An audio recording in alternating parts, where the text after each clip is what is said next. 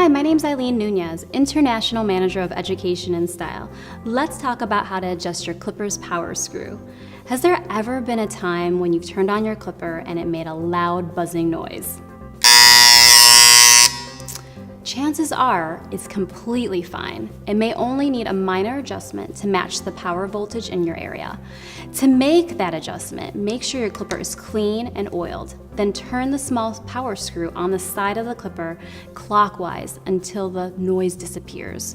You can adjust the screw back and forth to find that sweet spot.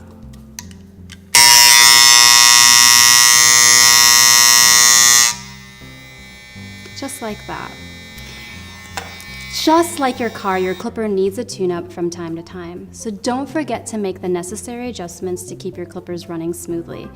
Thanks for watching, and don't forget to share the knowledge.